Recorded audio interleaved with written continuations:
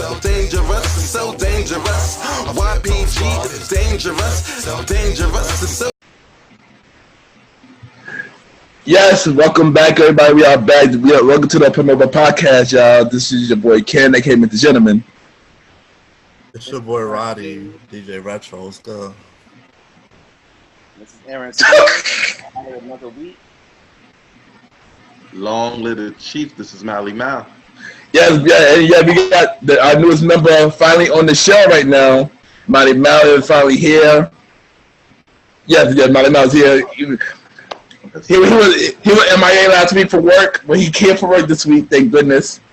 So welcome our newest member, Malimal, to the show. We don't know if he's gonna be full time, or he just current. Some episode we come and we show up whenever we can, but he is. Have him here though, out of the way, bro. Yeah. We have him here out of the way. So I'm gonna be like CM Punk. Exactly. That just confirmed it. That doesn't confirm that he gonna be on whenever he show up. He gonna show up when he please. He'll be here when he get here. Yeah, basically. But you already know. We got the premiere news. And we're not in the mood to do the intro this week because the first news is a lot of we gotta be serious. There's a lot more serious things going on in premiere news this week. You guys may know. Yeah. So any other. Yeah. So the first week I'm here full time. We don't get an intro. That's not yes, I'm sorry. So this first thing, yeah. 2 words, y'all. Breonna Taylor. Yeah, who want to start? Can I jump in on this one real quick? You've been shout out every week, so you deserve to go first on this one, man. Alright, look here. This shit is exhausting. I'm gonna be honest with you. Wildly exhausting, and here's why. You see us marching and protesting and boycotting, right? Not just for Breonna, but for George, for for all of our people who we lost into this bullshit. You feel me? You see me on here every week, every episode, shouting out, yo, before you look for my IG handle and all that, make sure you help look for these officers and convict them. All these weeks you've been hearing me say that shit. And when I heard, the shit that got me was 2 things that got me with this case. One, that settlement. Whenever somebody goes down, they always give us some type of money, some type of money. Shut us the fuck up and have us be the conduits to calm everybody down, right? Yeah. It's always like that. It's sickening to me. You know what I'm saying? The second thing I saw was when the governor the mayor of Louisville, he imposed a state of emergency for that town and the curfew from like 9:30 to 6. So once I saw that, I already knew shit was gonna go left. Of course not. You ain't know, son. I already knew shit was gonna go left because what would give you? You know what I'm saying? What would give you that whole reasoning for you to be like, all right, let me sit there and put everything up if you knew some fishy shit was going on, and it was, I hate that we don't get no justice for this shit. But honestly, it's wrong for me to. I'm gonna say a lot of wrong things right now. I really hope we don't get canceled for this shit. But thank God that we own our own content. Before I get into this, of course. You would know. Because I'm about. All right. I mean, we grown men. People keep talking about calm protests. I don't think this calls for that now. I don't think this calls at the point, nah. No. Nah. You're trying to be calm, and when niggas keep trying to keep playing fair against you, keep taking your dice from you when you're trying to roll, at what point do you be like, yo, fuck it? Let's go fucking crazy. Let's body some, you know what I'm saying? Let's get the body in some shots, you know what I'm saying? I don't want to be the savages that we're fighting against. But sometimes in life, you gotta fight fire with fire. Can I cut in? You could. Yeah. Go ahead, Yes, I son. can. He disappeared. Go ahead, son. I'm still here. I'm still here. I get your frustration. I feel your frustration. Yeah. I absolutely disagree with your solution. Absolutely. Listen. Okay, so not to cut you off. Mm-hmm. No. Go ahead. He said not to cut you off. No, but I get how it feels. I get it. Trust me. I walk around with this skin color every day. I done been through rigmarole with the cops, and y'all know me. I'm not even in the streets. I don't do none of that crazy stuff. So, we all don't. You all don't. For a guy like me to go through rigmarole with the cops, you know, it's crazy. But, and this is very important, what we keep missing, and God says if he's going to give you a lesson over and over until you get it. Yeah. Right? So the same cycle keeps happening over and over. White cops shoot innocent black person. We want justice. Yeah. They pretend like they're gonna get some due process. It doesn't happen. We get mad. We start protesting. White people follow our protests and start fucking things up. Can I say fuck? I'm gonna avoid it for the rest of the You can say fuck. Yeah, it's an ongoing cycle, and it goes repeats over and over again. Yeah. Right. Yeah. But if it keeps happening, all right, even after we get angry, listen. If you heard the news, cops then already got shot down in Louisville. Yeah. Right. Yeah. I heard that. Like, just like people started killing cops. When Mike got killed, they started George Floyd. Yeah, George Floyd. Yeah. Stuff started happening. Yeah. But it don't matter, and all that does is actually give sympathy for the cops. Yeah. Right? And here's my thing. I'm not Mr. I hate the cops. What we are refusing to deal with, and I think I talked a little bit about this the last time I was on, is us. Yeah. Like, Sand said something real interesting. He said every time we try to roll a dice for our turn, they take the dice. You know why? Because it's their dice. Yeah. They can do what they want. And that's the problem, and that's why it's going to keep happening until we playing our own game with our own dice in this country. Exactly. Okay, I hear what you're saying on that notion. You know what I'm saying? Mm-hmm. What are the ways are we supposed to take this dice in a game that was never built for us in the first fucking place? Exactly. We gotta play the game. Never scheduled for us. So how are we going to play a game that was never scheduled for us to be here in the first place? They didn't expect us to get this far. We did it before. We did it before. We already know how to win this game. We just propagandize against what it's going to take for us. Yes. We just gotta come together, and and try to make it work, and not, you know. That makes sense, but hear me out. We got propagandized against what really works, and you know, propaganda. You get pumped something so much through so many avenues that you start living the reality as if it's true. Right? They're selling us the idea. They sold us the idea to a president that we felt was sympathetic. Right? No. I'm talking about Kennedy. Okay. Right? They sold us I was about to say. idea of what's the word? Integration. With the people that never wanted to be integrated with us for the sole purpose, and here is the key to winning this game real quick, right? For the sole purpose of making sure that we spent money with them. Does it make sense? Yeah, it does make sense. Because where we are, to make sure that we power the money structure. Like, it's not even about us. It's not even about our colors. It's not about our hair. Listen, I think I said this but I'll say it till I'm blue in the face. The people who caused this issue of race don't give a damn about your race. They care They about don't. money.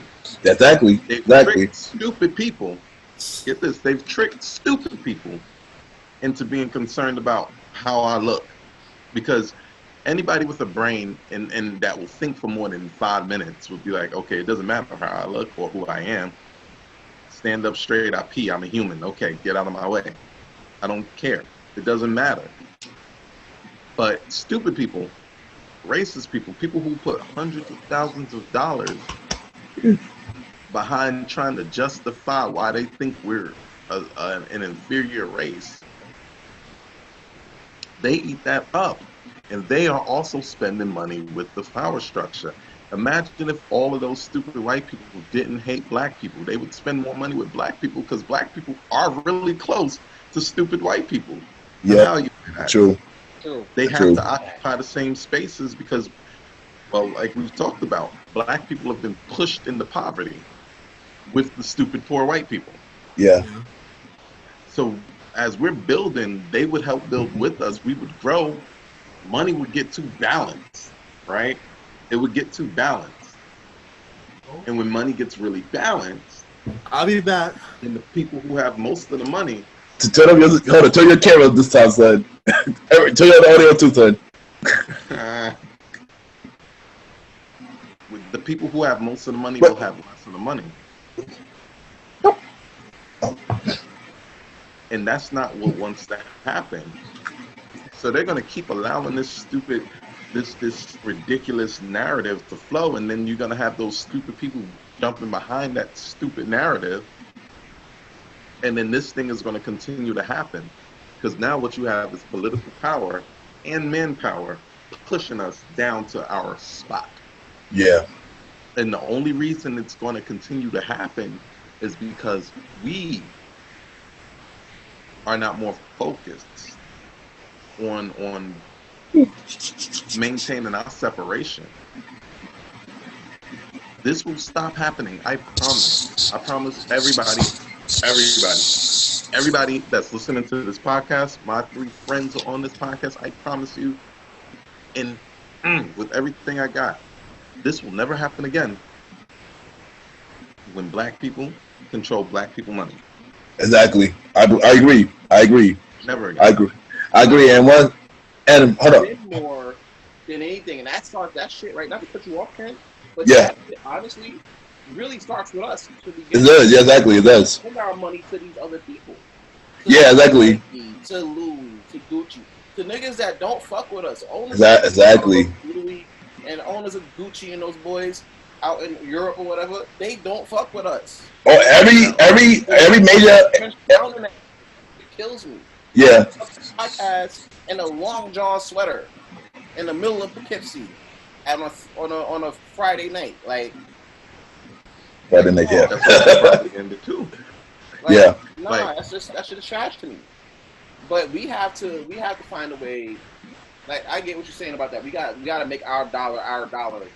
You know what I'm saying? Yeah, I agree. Too much is at stake. Too much is at stake for us to like Givenchy. That's true. Too much is at stake. But also start with the people that these people, that some of these kids and most of these adults look up to, because they spend their money on Louis. Yeah, exactly. Yeah. And fucking Prada. But look at this, right? Here's the actual trash of that situation. They're spending this money on these things that feel like they have, some sense of power, because they live their lives either devoid of power or somebody is taking it from them. First of all, that starts here. But second of all, imagine you coming up all day and all you see is black people getting killed on TV or getting arrested by cops, and then the cops treating them like garbage. Imagine that as a young black person. Like, I grew up with a healthy fear of the cops. Yeah. Which is interesting, because it will be some time before I actually had an interaction with the cops. But as a kid, I feared the cops.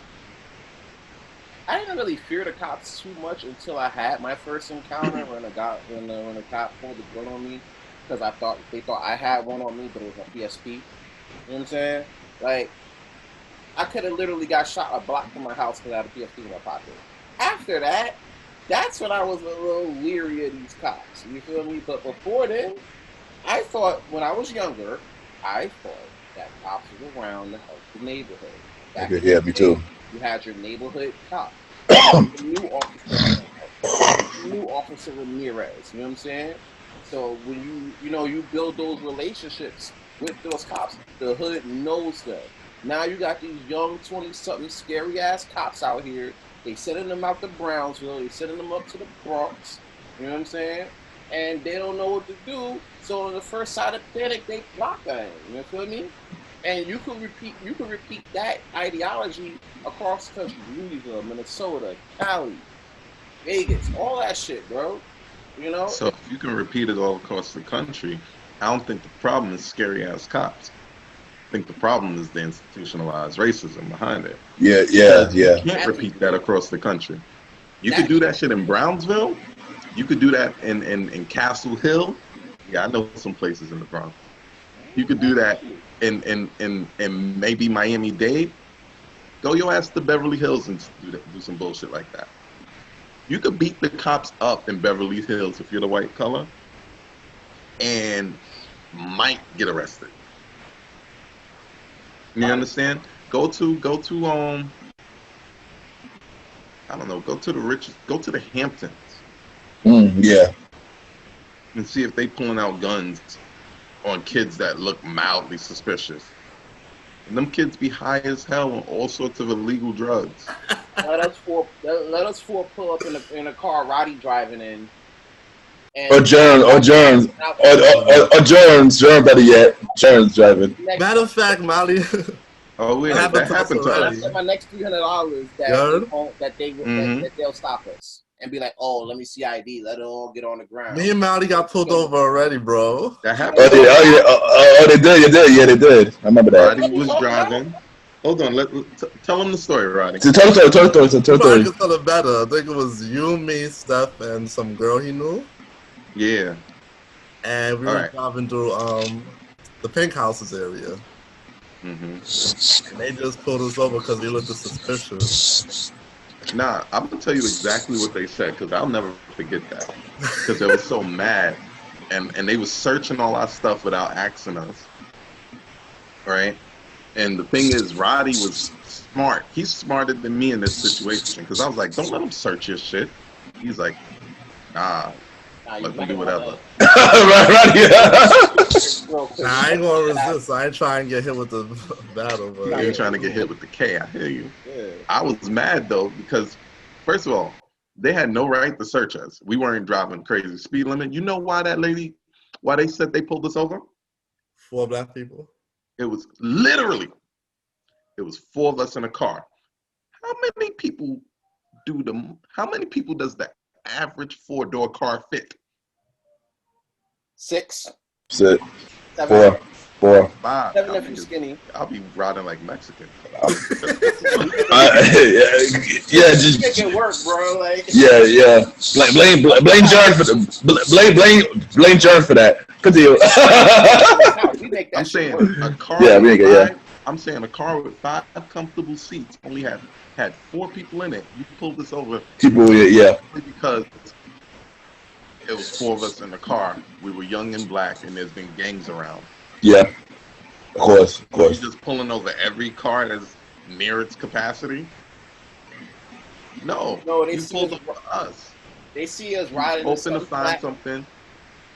It's trying to see us riding something flying fashy, and then they're like, wait a tick, let's check this out, and then I think Steph's friend had weed on her, so she was real scared, bro. Oh wow. Oh yeah. Nah, Steph had the freaking weed on him. Oh, it was him. Yeah. Yeah. I think that boy Steph. So real quick though, when do y'all guys think, right, enough is enough? Looking forward.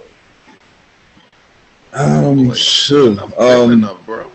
How Things. you mean when is As long as enough? we walk. As long as we walk in Well, no, black. I asked when enough is enough, right? I don't know. No, As long as enough we been walk in enough. black. But when do you get to the point where people say, fuck it, let's fuck up the streets? You don't get to that point. Yeah, you don't get to that point because that's what they want us to do. They want us to get to that point, so they're gonna do something worse to us. That's what they want. That's what they want us to do. Not Challenge even you. that. Fuck them niggas. First of all, first Yeah. and foremost. But it's more like it's a waste of time. Yeah. I mean, sure, they could use it to paint us as monsters like they always do, even when they stick their plants inside of our peaceful protests. Yeah.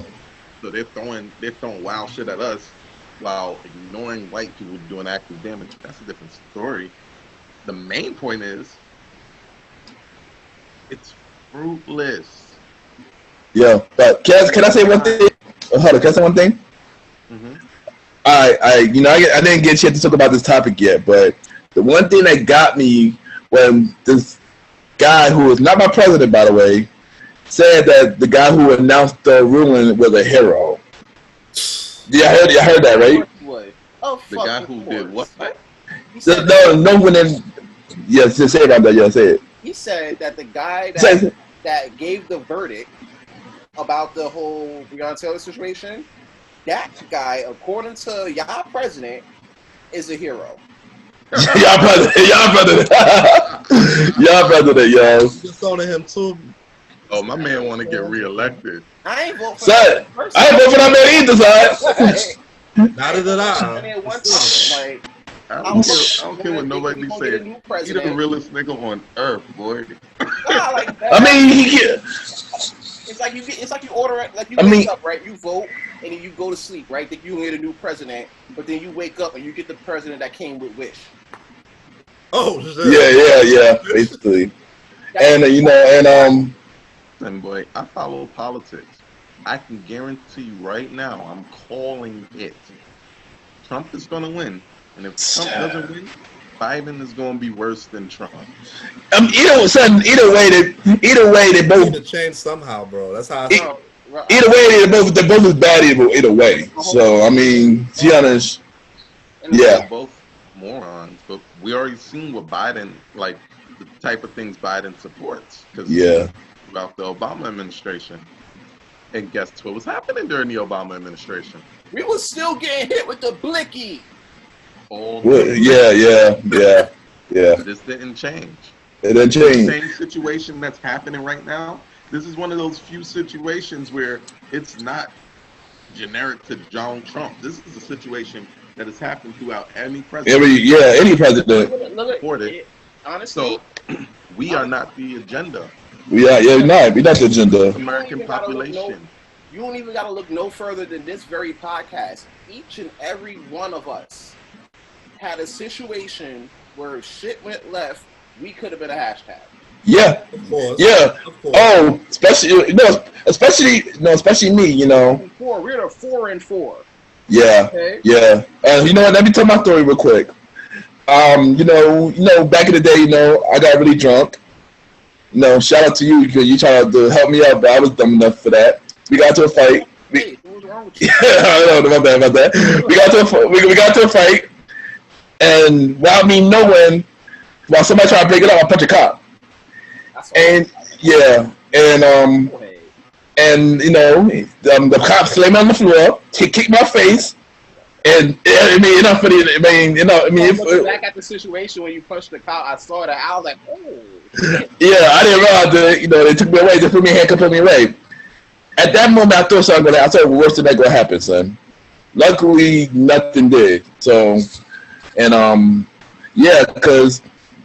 I mean, good thing that worked, I did the community service to pay a fine, thank God, but, I didn't have that work happened after that, the constant. Keep going.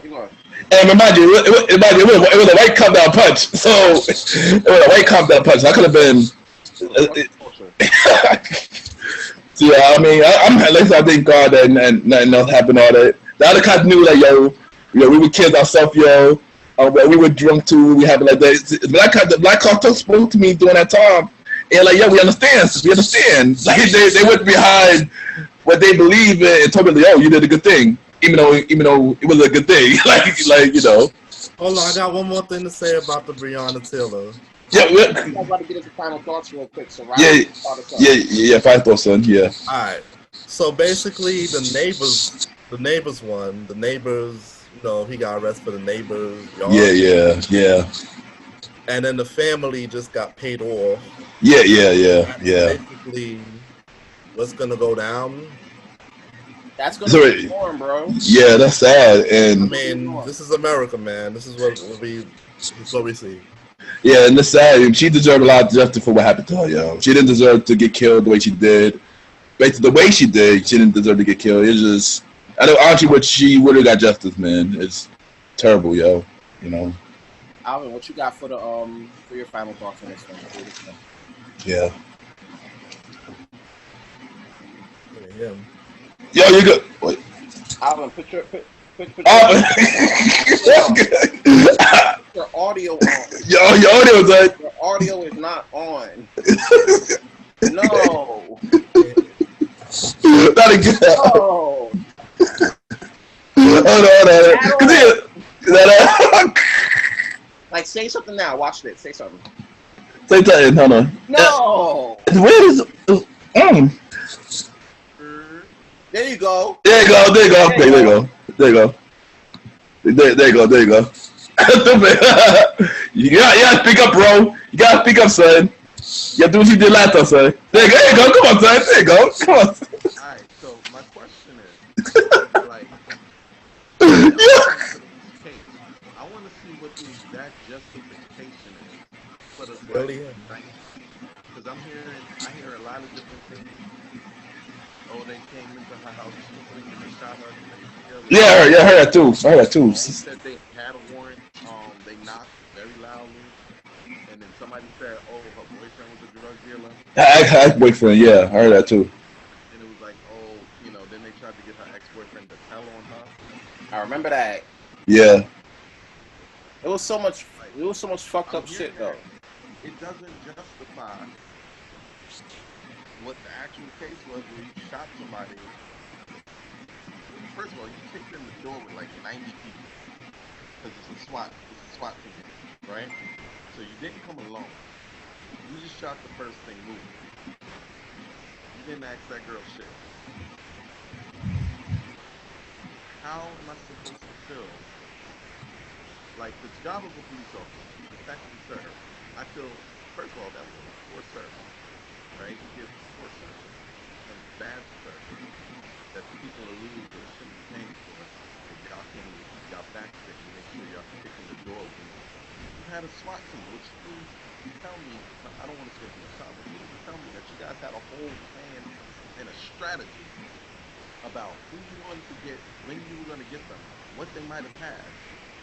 You thought about this for a while if you think you're coming after some big drug dealer, right or wrong, right? You kicked in the door of the wrong place, shot into the wrong house, killed the poor girl that may or may not have been associated. You could have just been getting fucked by a drug dealer. You don't know these things. But now she's not here anymore. And the first thing you tried to do was like sully her name. That's like an EMT. She's one of y'all. Y'all should feel bad for yourselves. Exactly, yeah, exactly. She is one of y'all, right? There's two things with that. I will say this. There's two things with that, right? When it comes down to cops, right? Especially New York cops. Yeah. I take that back. New York cops and EMTs, they're like this. Yeah. One of them, that's all of them. That's not always the case, especially in these Midwest, states and everything. Sometimes they feel like it's cops, firefighters, true, yeah, EMTs, everybody else. And you don't even see that everybody else. I can't even make that visual. You feel me? That's number one. Number two, I felt, and that should have been a third sign when I caught this. When I caught one of this shit. When you start to come up with everything under the book to undermine the fact that y'all fucked up. Yeah. When you start coming up with these cockamamie plans and other bullshit, come up with to cover that shit. That's where I should have noticed Nah, she not gonna get no justice. Yeah. Trash. Yeah, especially after they paid her, yo. Imagine they paid the family. Yeah, that's off the back, yeah. The shit that got me was when they tried to snitch, when they tried to get her ex to snitch and say she was. Oh yeah. They tried to Tasha her, bro. Tried to Crazy. Tasha her for power. Tried to make sure she was a queen thing. No, damn well she wasn't. Fucking trash. Yeah, they're trash. Yeah, they're trash. Yo. Like, I just want to say sorry, Brianna, man. You deserve justice, man. This, you know, yeah, they fucked up that you didn't get no justice. So you know, we apologize for this, man. All right. Next topic. We gonna get into this power review. Yeah, you know, your Power Book 2, Episode 3 review. Yeah. Getting all shaky. Stupid. Shoulder. So what y'all think about this episode? All I'm gonna say is it's about to get real. That's all I'm gonna say. It's about to get real. It's about to get real. You know. Die, bro. I saw when she was on that stand, and it wasn't even like a real ass trial. She pulled up on her like it was Law and Order or some shit. You feel me? And I love Law and Order. You know what I'm saying? When I saw that comments, I was like, oh shit. Ghost would never. Ghost would never crack underneath. Exactly. The fucking stand, bro. Yo, Tasha ain't about that life, son. She ain't about that life, son, at all. That's what I'm gonna say. And she like, her son is like one wrong move away from finally getting cat. Yeah, hit with the fucking blicky. He's not gonna get the blicky, son. He's not gonna get hit with the blicky, son. One step away, and that's dope. It's much closer to death, and that's dope. You know he's not, son. You know he's not gonna be close to death, son. He's the main character. He gotta make it out, right? Exactly, he gotta make it out, son. Tasha might get killed by the end of the season, maybe. I believe but she's kicking and shipping on that stand like a whole out of here. Riley, what you think about this, man? Power show. Yo, Tariq doing his. He's not excited. He's not excited. Tariq is not keeping Zeke on the team. It's just going downhill with this shit, bro. Like, you know, normal basketball college, you know, normal basketball roommate stuff, you know. Like, Zeke can't play. Like, it's just getting crazy because it's like now it's like, yo, Monet came in there. She's like, yo, you can't live with my boy Zeke no more. He can't know what's going down. Now he got to move somewhere else. He moved with his yo, he can move back with Braden. AKA Tommy 2.0. AKA Tommy 2.0. Tommy 2.0. So now I see him and Braden just gonna be running the streets, you know, because Braden got the whole family thing behind him. So of course he got that in his favor. And then of course he just gotta watch out because Lorenzo called Tasha and be like, yo, your son don't do what we do. He's basically like how Ghost growing up, son. How Ghost growing up, they tried to try to kill him, all that stuff. They basically hijacked him. They were like, well, listen, he gonna ride with us. Yeah. But now he get hit with the blicky. But the father want Drew to freaking run the shit, and I know it's because Kane is a hothead, but damn. Kane, aka Kane 2.0. Oh shit! Young body Brown over there touching bodies.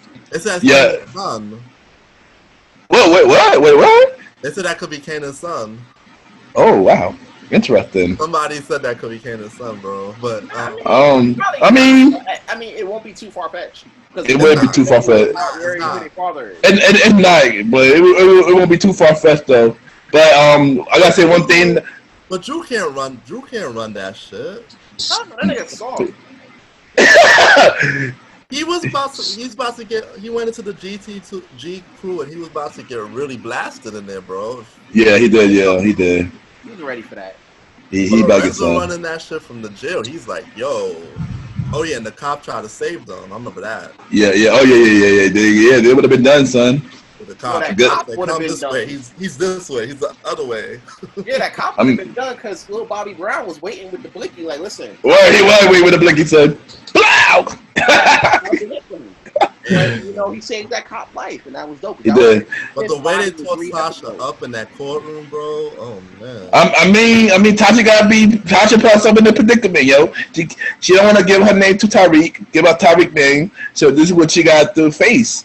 I don't feel bad for her. I'm sorry, I don't feel bad for her. But yeah, she want to be a drug dealer so bad. She wanted to be a drug dealer so bad. You know what I'm saying? She wanted to sit there and carry on her husband's legacy so bad. Now you in the hot seat. You about to get the needle. You know what I'm saying? And you out here shaking. You out here shaking. Like you from Harlem or something. You feel me? Like, nah, come on. Also, and I don't care storyline in the show. The professor, you know, he had sex with his student, and his ex, whatever his ex, the baddie ex, I'll call Miss Baddie X from Betty X from the pain, the Big Betty X from the pain. She got upset. So he having sex with her, and they had sex with him like we're in the next room. Listen. It's 2020. Professors are having sex with their students every day, B. down, bro. I didn't go down, but I didn't say it, son. I didn't say it, son. But you got some news about Power. It had been with Power Book 2. Ghost have been renewed for season 2. So yeah, I just want to say one thing though. Shout out to everybody that's saying that the show gonna fail with Tyreek at the lead role, but look what happened. It got picked up for season 2. Now what you gonna say now? I know you've been telling people about that. They've been telling you shut the fuck up. So that's great news to the people who stopped watching. Now they're gonna want to watch. Exactly. Like this is hello 50. People telling me to talk about this for like a few weeks now. People been saying, people been saying, oh, the Power's whack, all this, oh, Tyreek ain't gonna make it. Yo, they got picked up for season 2. 50 was smart for making Tyreek the role because they knew that Tyreek would be the most hated character. Especially that he was revealed to kill Ghost. He knew what the plan was already, son. But at the end of the day, I feel like it's more of the Tehagas show featuring Tyreek. Murray is I feel Murray is the breakout person. I feel Murray is the breakout character. I agree with that. Bobby Brown's the breakout character. He's showing out. Now he is. The whole family. The whole cast is killing it, dog. The whole cast is killing it, though. I ain't gonna front. The whole cast is killing it. For next week. You know, me too, son. I can't wait for season 2, but I do not know how they're gonna do it. Like how they gonna now? We spoke about this in episode 10. Oh yeah. How are they gonna do this? Like, are we gonna wait until all the books is done, or are they gonna play book 3 or book 4 together? Book 3 before while book 2 come on? Like, how they gonna do this? How y'all think? In the sense, like when you're talking about that, you also have to consider the impact of coronavirus when it comes. That too, yeah, that too.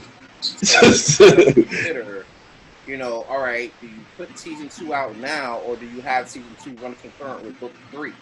Yeah, or book 4. Or book 4, which would make sense. It should, honestly, you shouldn't go to book 4 while you're running book 2. You know what I'm saying? It doesn't make sense. You want to have both of them stories run concurrently. I'm thinking that. It's an old school story. Yeah. Affect what's going on in book 2. The story, I agree. Not gonna affect the story.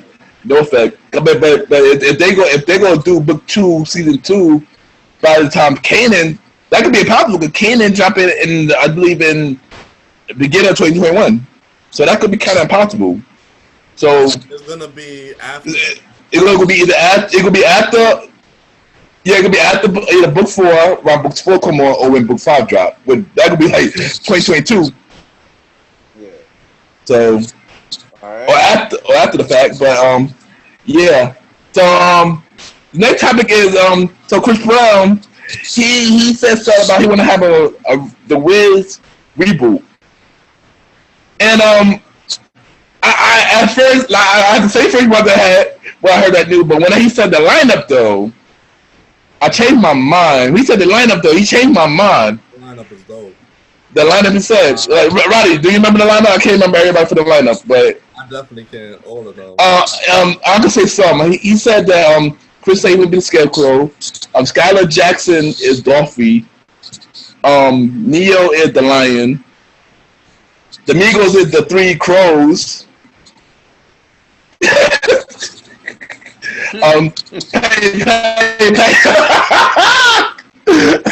Tyler Bell is the good witch. Diana Ross is the bad witch, because you remember she was on the original. Yeah, I mean, I don't mind if they have a reboot, but I got a little story to tell. So before I was born, you know, my family, you know, my father and my aunt, they see the Wiz, you know, they see the Wiz. They met Diana Ross and Michael Jackson. No lie. Yeah, and you know, they seen the Wiz, you know. So the black community, the Wiz was a good movie. But in the box office, it was terrible. So maybe they want to do. I mean, I'll go to Us as a classic, but you know, yeah. Why I don't understand. Like, we have Google, right, and we have YouTube. Not our generation, but the ones before us. Yeah, the one before us. Yeah. They have all this information right here. Well, they did have all that information. Yeah, they did have it. The generation underneath us. They okay. You know what I'm saying? Yeah. You can easily look on YouTube, Netflix, Hulu, all these streaming devices to look for Wiz. I say that to say this. Why the fuck are we doing yet another Wiz reboot?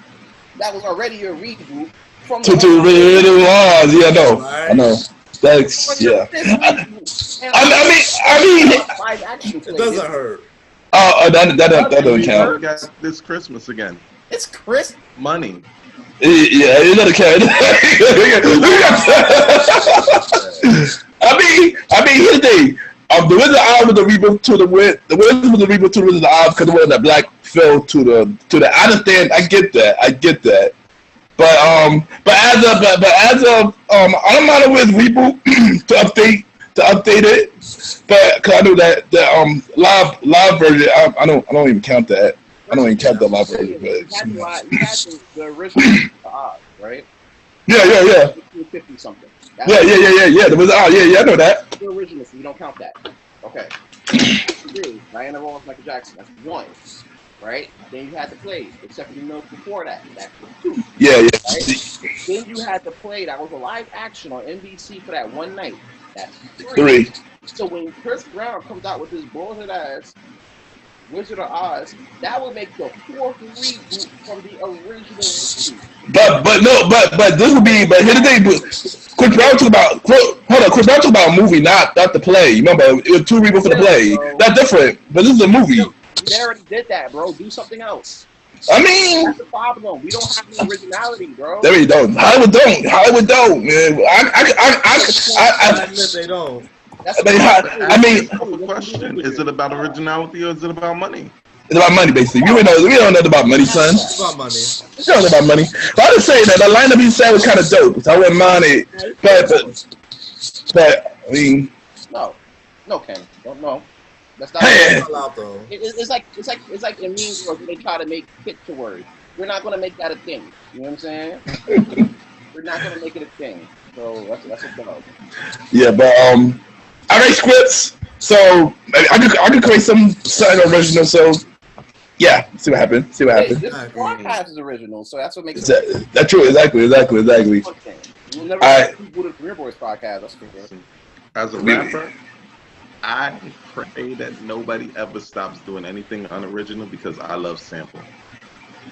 I love the hit. I love the hit samples.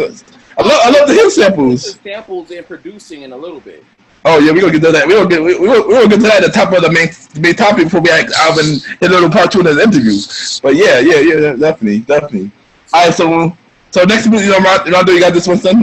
Next topic. Yeah. So over the course of this week, we found out that Michael Jordan became the NASCAR's first black owner, and we also found out that in the midst of that, Bubba Wallace, the driver who was going through all of that stuff with his old company when they found a noose in his garage and everything. Yeah. He's gonna be driving for Michael Jordan's NASCAR company.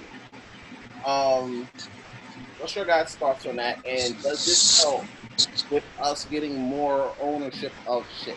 I didn't follow the story too much, but it is big though. First black NASCAR owner, that's dope. And yeah, I hope it should bring some more knowledge and more black into NASCAR. Yeah, I think it should. I think it do. I think it does.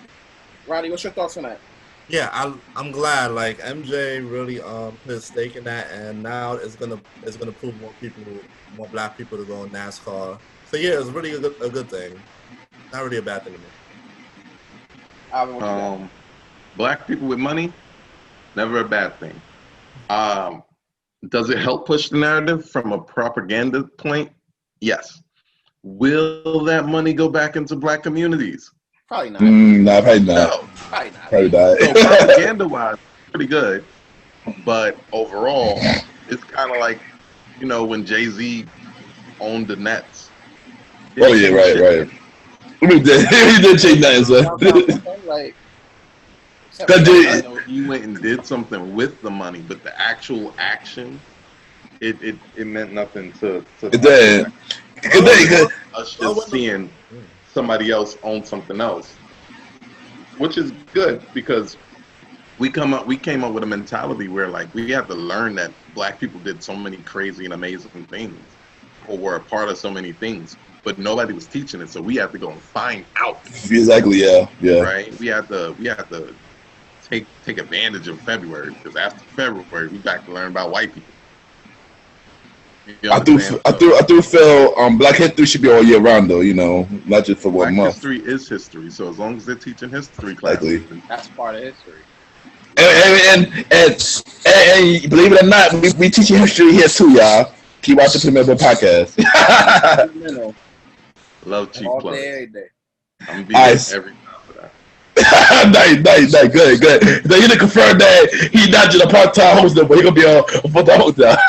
He's gonna be the historian of he's gonna have some shit, make sure that he's going up and up with that. Facts. Alright, so it been news going around that Jay-Z has sold Kanye masters for his first 6 albums, which is College Dropout, Late Registration, Graduation, 808 Heartbreak, My Doctor's Fantasy, and Yeezus. All his best shit. Basically. How did he get the masters for Yeezus? I don't know. And that was Kanye West's fault. Yeah, it was Kanye fault, but Yeezus was not his best album. But so was it. Out of that 6. That's the worst. That was the worst out of the 6. But that's the worst out of the 6. It was experimental. I found things in that album. I'm just gotta get past that different sound, that jarring. Yeah. I mean, don't get me wrong. I love Draft Punks though. They're my guys. I love them. I love their sound, but I didn't feel the album. I with it a little bit though. That was the album. I mean, the whole. I talk about the album as a whole. The album as a whole was great.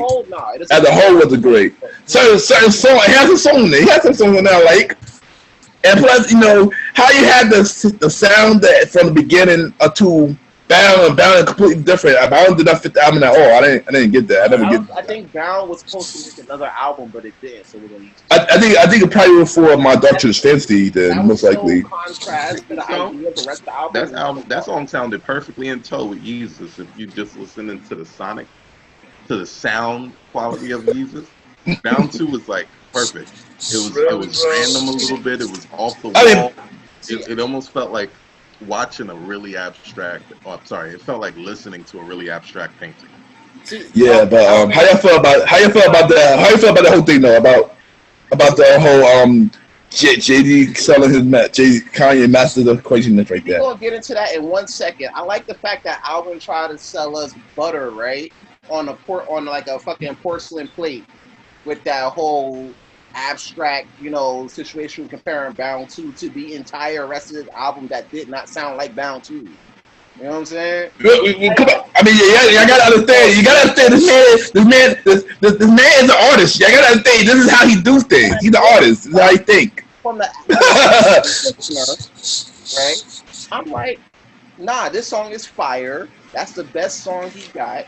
Next to New Slave. That's the best song of the album. That song with Yeezus? Yes. One of the best songs. It was one of the best songs for users, yo. One of the best songs for users. For my money, Bound 2 was the worst song on YouTube.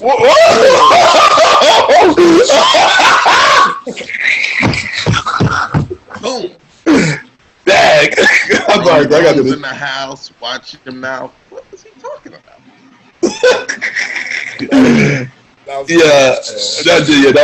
Sir. Oh wow.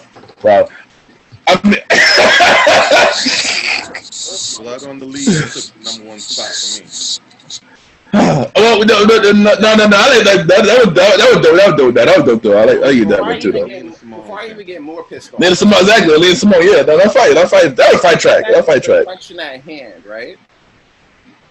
I felt like, here's the thing, what I read about when I first came across the story, that Jay had to sell his masters back to Jeff Jam so he could get his masters. Masters back, yeah.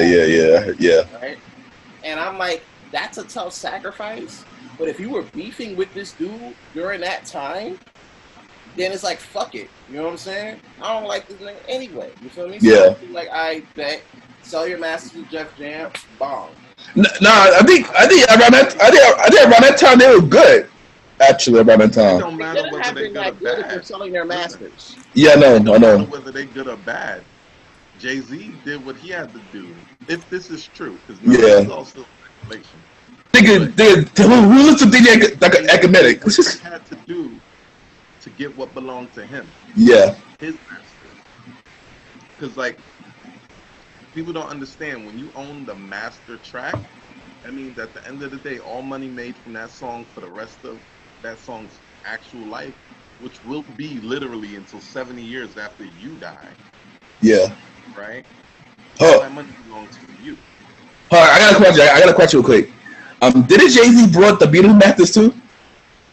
No. Bro, you wild. No. It was a question. It was just a question. No. Michael Jackson. I know it was Michael. I know it was Michael. Of course I knew it was Michael. We spoke about that. Yeah. Died. Sony brokered a deal with his family, and they fucking shortchanged him because they were trying to give. Michael kept saying no. They were trying to give him $1 billion+.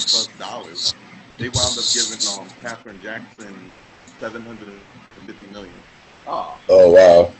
Wow, bro. This podcast just obsessed me more and more today. It's just added layers of bullshit. Yeah. After years and being around all this music, that any member of the Jackson family would have sold this thing that their brother, who definitely was going through monetary problems, turned down at means that nobody's freaking listening. They saw the Of course not. Yeah, those are the money. Yeah. Just like how it came down to what we talked about in a couple subjects ago. It came down to money. Yeah, of course. The underlying root of everything. Do it all evil, man. Do it all evil, son. Yep. Money is the root of all evil. You do stupid things and you want money. Yep, that's true. Hold on, and I know we finally thought of this. I'm not taking $12 million for the death. Nah, me either. Brother. Nah, me either. Nah, bro. Somebody that's terrible. In jail, or you gotta put me in a room with them, leave me in there for 10 minutes and watch what the fuck I do to them. That's it. Yeah, agree. As a city, you owe that money. You gotta let the matriarch of that family shoot the 5 with the pops. Yeah. They owe that money. It should have never been no settlement. Why should have been settling? like, oh my God. They should have came to her hand. They could have came to that family hat in hand, begging for forgiveness with nothing less than $20 million. And the promise that you're going to convict or at least try. Yeah. There should not have been the need for protesting. There should not have been the need for court. I'm sorry to go back to that, but the reason I did it is because, I know, it's a lot. That's the worst drug in the world, bro. It is. And somebody put $12 million in front of you, and your biggest bank account balance was $5,000.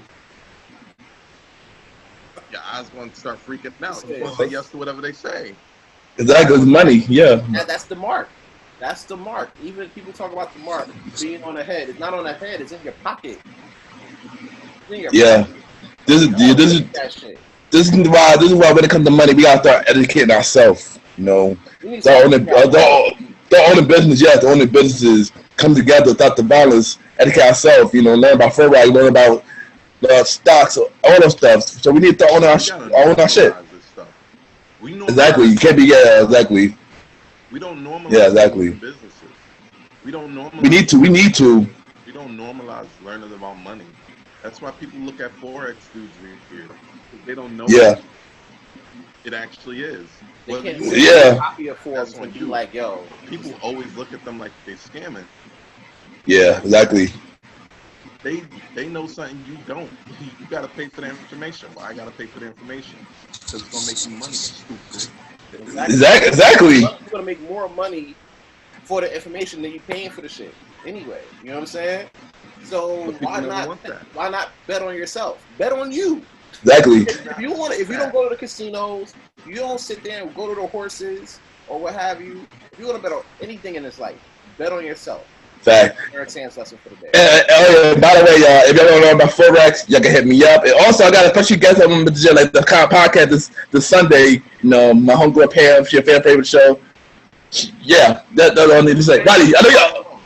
If we're doing cheap plugs for people's financial products, you gotta man, everybody's doing that. Just hit me up on my Twitter. Just say the Premier Boys podcast sent you here. I got you. You get they know. You ready? Doing shameless plugs. Check out Shot by Sands. Photography and videography for events or just for portraits. You already know. Okay, Roddy, is something you want to say? I was trying to get back on the Jay-Z thing, but y'all.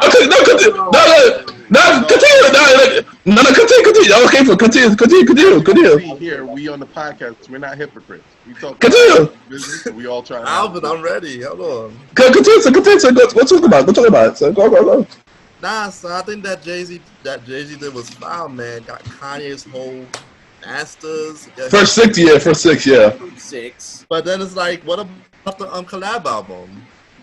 I think he'll be alright with that and Ye and them homies clothes.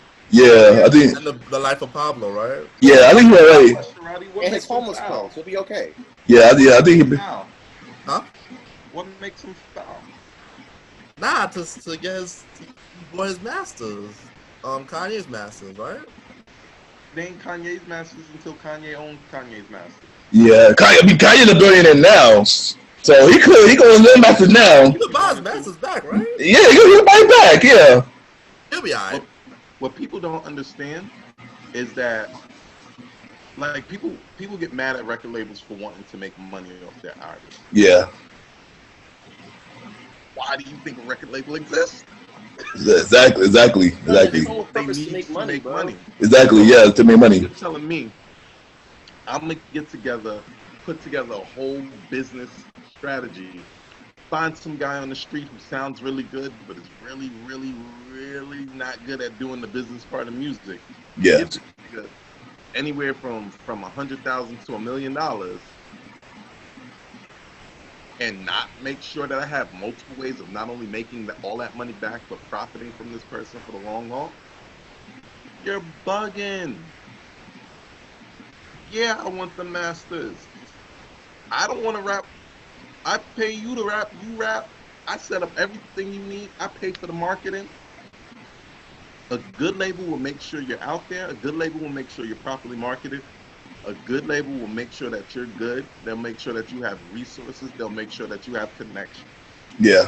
Right? All of that stuff costs money, time, or they had to develop it with their time, which they need to get paid for. Right? If I keep your masters, long after you leave my label, long after you lie about having some illness and get off my label, like Mace did. Oh, shit. Right? Long after you disappear into fucking Lebanon like Loon did, right? I'ma still get paid. I'm guaranteeing that my label, and especially me, I'ma still get paid because that's the game. And these people, they know that when they sign these contracts. Yeah. Kanye signed that contract because he was smart enough to understand that he had all the talent in the world. He knew he was going to do all the work because that's a hard-working dude. but he knew he didn't have the resources he needed yet.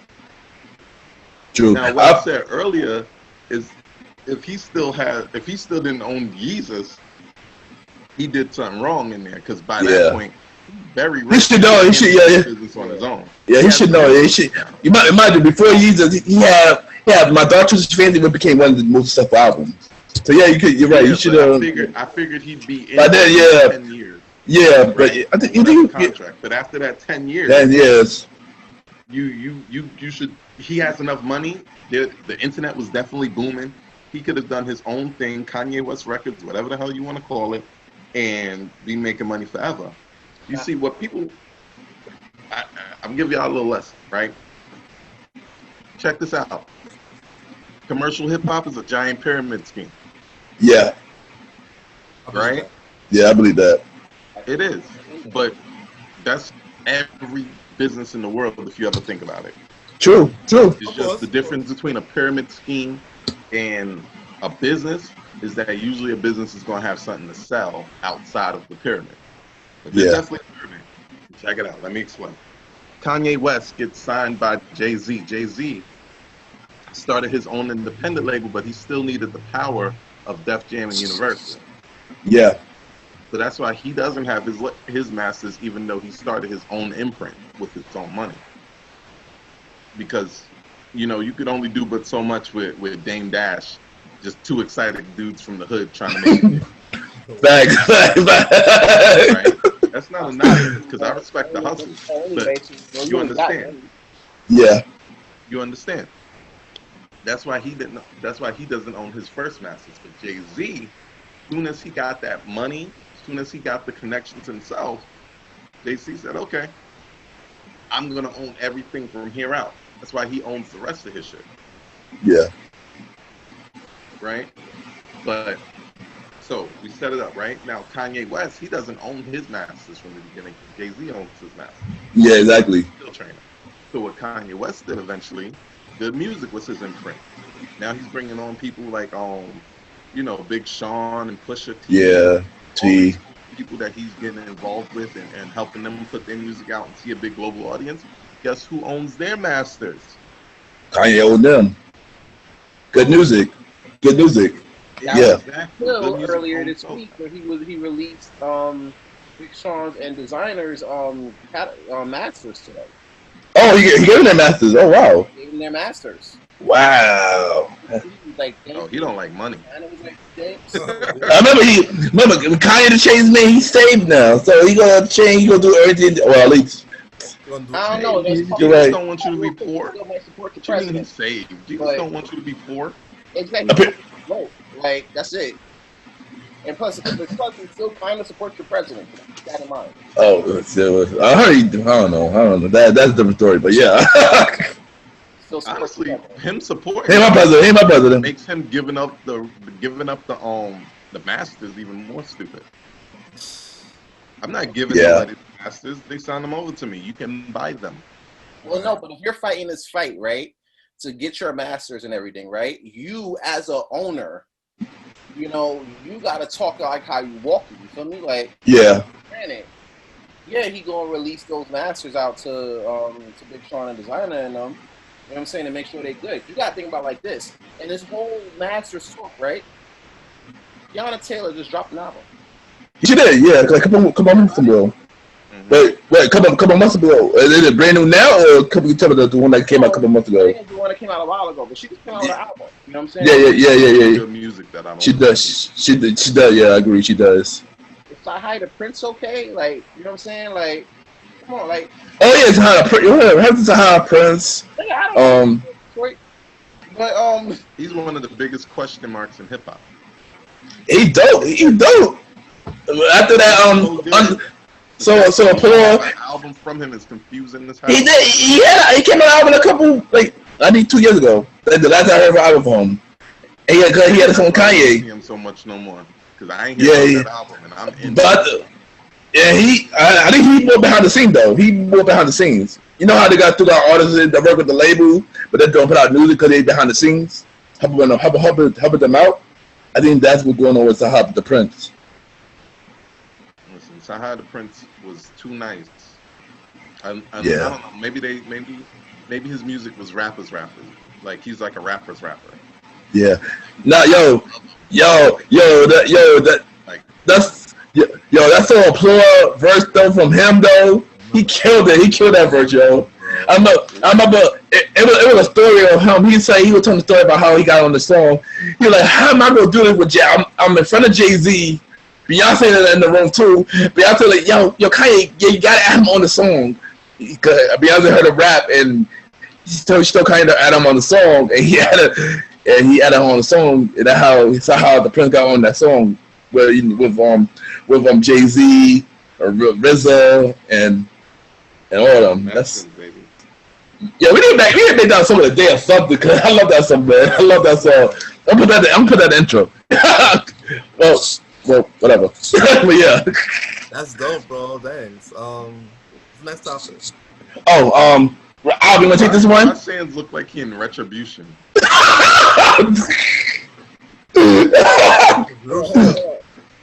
Hey, my name is Ice Pack.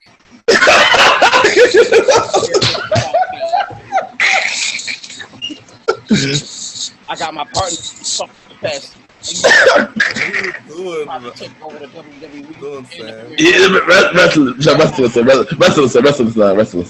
Wrestling. Yo, but speaking of wrestling, y'all, we just want to say rest in peace to the Road Warrior Animal, man. He passed away. You know. Rush. Yeah, whatever Rush, man. Yeah, man, rest in peace to Animal, yo. All right, so next topic, yo. Al, we're gonna take this. Lauren Hill, we're gonna take this one. I do. So, Lauryn Hill, the miseducation of Lauryn Hill, actually got listed as the best hip hop album of all time. That was Rolling Stone magazine. Rolling Stone, yeah, that Rolling Stone said. They That love Rolling saying Stone bullshit. Facts. Like here's my 2-point thesis on why Lauryn Hill's album was not the best rap album of all time. It wasn't.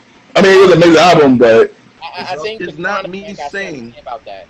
oh, continue. Let's do this. They hear it. This is not me saying that was a bad album by any stretch of the imagination. Mm-mm. It was an incredible album. Incredible. It was incredible. Yeah, exactly. And not like Drake R&B, where it's like half singing. She was singing her butt off. There was keys, there was flips, there was things. It fundamentally was an incredible album altogether. Hold up, let me Yeah. Did you mention Drake on the Premier Boys podcast? We got a problem with music? Y'all already know what to do when somebody did the Drake on the podcast. They gotta go under his comment music sections or Drake comments. Hey, your music section, you need to figure out what he doing music. Are you a rapper? Are you a singer? Are you a reggae artist? Are you a trap boy? Are you? Oh, no. Yeah. Shout out to Drake right now. I think he's grinding. Moving through. And crazy because 2024, his music gonna be like Asian rap. yeah. We're been to China, like. Yeah. Music section, y'all, and the Drake comments. Continue about it though. So what I'm saying is, it was a great album, but there wasn't enough rapping on that album. It wasn't. It was the best rap album. It wasn't ever. Like ever. Ever. Out of all of rap. Out of all rap. The Yes. about this. Yeah. Yeah, Stan, talk to him, son. I wouldn't say it's the best hip hop album ever. I will say it was the best for the year it came out. I agree. Yeah, I agree with that. What year did that album come out? I think 99. Either 99 or 98. Yes. Was it? It was 99. It was 99 or 98. It was one of them. But It was I 90. best album that year, hands down. I think it was 99 and 98. It had to be one of those. They're talking about Stillmatic was an album in 98, 99, talking about Illmatic. Illmatic. But Illmatic was like 94. Yeah, right? 94. Chronic was like 93. You know No, what I'm saying? I'm saying for all time, Illmatic is a thing. Yeah, that's in I the don't top think five. Physical Education and Lauryn Hill was better than Illmatic. No, of course not. Of course not. He ain't saying that. I'm not Of saying course that. What not. I'm saying is Lauryn Hill's That's what they saying. album, Oh, 98. August 25th, 98. 1998. 98. Okay, I that's was a right. Virgo. Here it is though. I will say it's in the top 10 of best rap albums of all time. Yeah, yeah, I yeah. feel like Rolling I will Stone. further that by saying that it was probably the best rap album that came out that year. That year. I think that year. I agree. I think that year as well. I think that year as well. 98 was rough. I think it had fucking Nostradamus to compete with. I think Hard Knock Life came out that year too. Oh, Jay-Z, yeah. Jay-Z. Hard Knock Life. I think the life and time. I think. I believe life and time. Hard Knock Life was on that shit, but even then, that wasn't Yeah. that was a dope album. Yeah. It's not subtle with Lawrence Hill's accolades here, even though she don't know how to show up on time for a show. Yeah. Lauryn Hill, keeping it real. Just like you said. Of course you And germs. like right now, like come on, Zay. In all seriousness, Oh man, I'm ahead of her. that was the best rap album of all time because I feel like they're trying to put a thing against rap. Yeah. You know what I'm saying? The Chronic would have something to say about that. Illmatic would have something to say about that. Ready to Die would have something to say about that. Stankonia would have something to say about that. Yeah. You know what I'm saying? Like there's a that would have said that's five. Exactly. Yeah, Regional Doubt, exactly. Top 5 of best albums. So you can't possibly sit there and be like, oh, Lauryn Hill album, best album of all time. Fuck out of here. Yeah. I disagree with that. I agree. I would say for that year, Lauryn Hill was the best album. Best hip hop of all time. No, I disagree with that one. Nah, I don't agree at all. And also, she didn't stop being late. She didn't stop being late just late. Malimal didn't stop being late. Podcast episode. Nah, but The job is showing that. that album did deserve its credit. It got a Grammy for that year and all that. Yeah, exactly. No, I ain't saying that. Yeah, this is amazing. Though. Nah. It shouldn't deserve that top spot. If Lauryn Hill, if for some reason you're listening to this podcast, please do not take what I'm saying as hating, because I still want to be your friend. Facts. I believe that your album was an incredible and amazing piece of work. I've listened to every single song. You ain't know me too, yo. I just don't believe it is the greatest of all. Nah. Album as one of the 10 albums that if we were on our last leg of life, if this is your last week on Earth, and you only had to listen to 10 albums before you die, that's up there. It is up there. You up there. But it's not the last one I would do. Nah. I think I would want to hear Teddy Overload. Teddy Overload. I would do it with Rap y'all. album, real quick. Who you putting up there over her? Who you? I just said it. This is hard. I just said it. Stankonia, Ready to Die. You listed 4. What would be the number 1? Was my question. Oh, Number 1. I said it. Teddy Overload. Yeah, I did it with y'all. Teddy Overload. but that's a song, that's not an album though, son. Oh, an album. His album. Probably Ready to Die.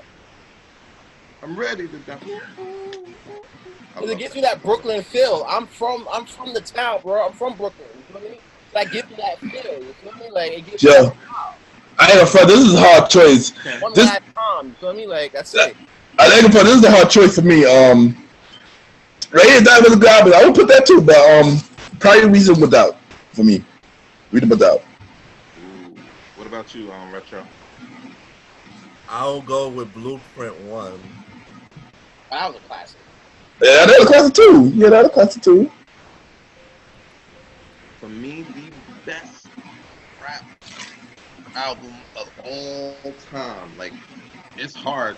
It's hard, exactly. You gotta talk about like this is the top album from start to finish. The exactly most piece of work that was categorically rap the whole time, pretty much. Yeah. Right? Now this was not an easy question at all, son. I'm not gonna front. This was not an easy question. By the Notorious B.I.G. What you say? All right. Life After Death by the Notorious. He said life after death. He said life after death.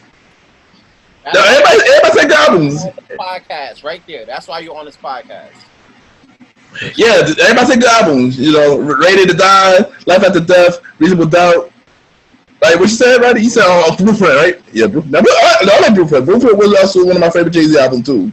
The first one. They'll get familiar. That was alright. Terrible.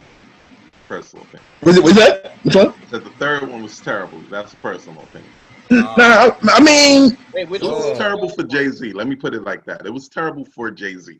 no, you know what was terrible for Jay-Z, son? Kingdom Come was terrible for Jay-Z, son. That was that. What are you talking That was bad? I didn't like Kingdom Come, son.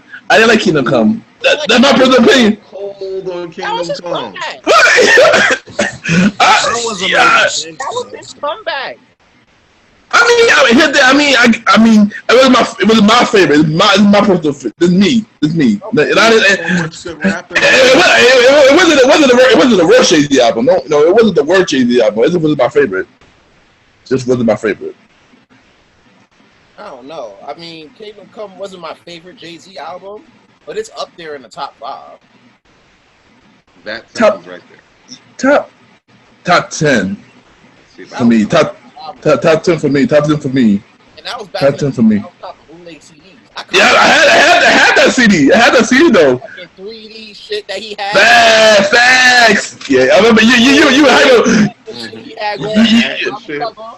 you hype over that, son. I remember that shit. So I remember you hype over that, son. You hype over that, son. And then You hype. died. What? And that was a direct shot to my favorite group of all time, which is Dipset. But that was a direct shot to them. I was like, oh, It was. okay. It was. I respected it. Hold on. What about 444? 444 is probably over Kingdom Come. That's your grown man album. That's Right. for us. I remember. Life right now, 444 is my second favorite Jay-Z album of all time. I would say that's like my third. That's my top 5. That's my top 5 actually. That's like my third. Top 5, yeah. Then it, Yeah, I remember Alvin introduced me to album. I didn't have title. I was the album call. He played the whole album from there. Like, yo, this album is fire. So I'm hype. I'm hype. It was I remember so that. good. And It was. the only 2 albums better than 444 was First Blueprint Yeah. and Reasonable Doubt. Yep. Exactly. That was it. I like what's it called? I like Blueprint just for the storytelling. I like Reasonable Doubt for the storytelling. Yeah. Yeah, The agility. I always love a real agile rapper, but I still would put them both behind 444. Just because like I love the album where not only you're staying really focused and thematic, but the other part of that is you're actually like connecting, not just connecting. Like I felt the pain, I felt the regret of making mistakes, I felt the joy and understanding, like just being a black entrepreneur. All of those things I got from that one album, and that was a relatively short album. Yeah. And I got upset when the album did not win no Grammy, son. I was upset about that. Fucking robbed. Yeah, he got robbed for real that year. Yeah, I was upset. Remember, we were doing the album, the reviews on YouTube, Roddy and Rondell. Remember? Kendrick. I mean, even though Kendrick was good, but it was Kendrick. I think it was the damn album. Kendrick won. Kendrick won. Yeah, it was Kendrick. I think. Won that one, and it was rightfully deserved. I'll be honest with you. Yeah, it was. Whole shit back. It was. Yeah, the Kendrick was the album that year. It was good. It felt abstract to me, so I like that. Yeah. We're going to get into next topic though. Speaking of rappers, we got Chip the Rapper. He had the audacity. he had the audacity to say that Justin Bieber's new album that have not been released yet will be up there on the level of Off the Wall. How y'all feel about that? That nigga smoking crack rock. Oh, hold on. We ain't heard the album yet. Yeah, I was saying. Bro, Off the Wall is one of the greatest albums of all time. It was, yeah. Yep.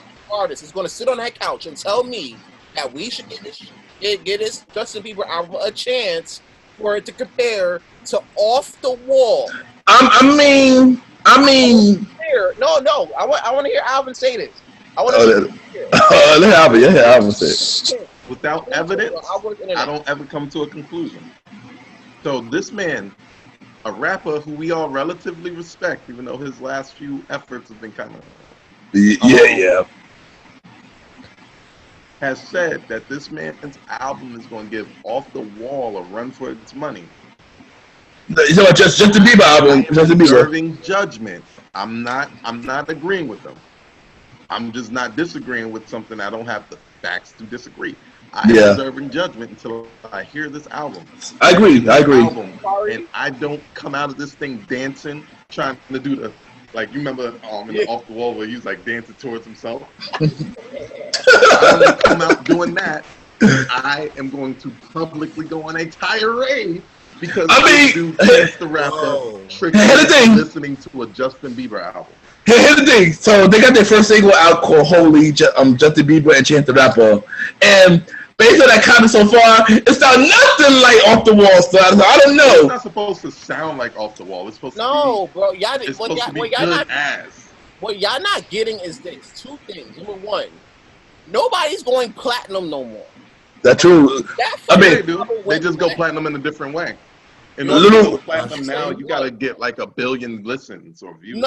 Well. Which brings us to my number 2 point. Hold on, remember. It's not even on Michael Jackson level. So what makes Chance the Rapper has never came out with an album that was Michael Jackson like? You know what I'm saying? So what makes him think that Justin Bieber of all people is gonna come out with an album? I mean, hold on. Let me say something about this. Well, one, ladies love Justin Bieber. That's one. His fans crazy. Okay, then he's that's crazy. I mean, I don't think it will, but if you have a big fan base, it's possible to get there. Sales wise, I don't think as an art, I don't think we'll get there though. I mean, I get that part. That's what I'm saying. That's what I'm saying. There's no album sales wise, Off the Wall didn't do that good. I mean, only album. Remember, I spoke this last week. Lil Baby, the only person this year that went platinum. Lil Baby was the only person this year. Artists to sell platinum? If there's only one artist to do it in 2020, there's like no. Lil Baby, yeah, I know that's crazy. So I ain't gonna Who else put out albums this year? A whole lot of people out this year. Who? No, Eminem went platinum. Are you there? Murdered by already went platinum. No, they did. First album of the year. Not for the latest album. I thought it was just Lil Baby was the only person this year who went platinum. From what I heard, double platinum. My dad, double platinum. That's what I'm saying. That's my thing. But to go gold. Gold, yeah. Why they putting Justin Bieber on this pedestal? Like, he's like. Because I don't know. I guess Justin Bieber. He got a song out, or Chance might have got a song collab. Yeah, they got a collab out right now. That just came out last week. Yeah, collab out. That explains your whole point why he says that, because he got a song, he got a. Well, yeah. And they go and they good friends. They're like us saying Alvin got the best album in the world. I'm gonna say that. I'm gonna say that too. Yo, remember when opened up DJ Khaled last album? Oh, top of the Saw the Sun, that one. Yeah, they said that was gonna be the best album ever, and he didn't. That shit crashed. That shit was trash. That was trash album, man. That was a trash album. Are we? Hold on. Lil Baby. Yeah. A baby. I said that. Lil Baby. I said that. Went double platinum. Yeah, I said that. We talked about that last episode. I said Da Baby. No. I said Little Baby. I said Little Baby is not talented.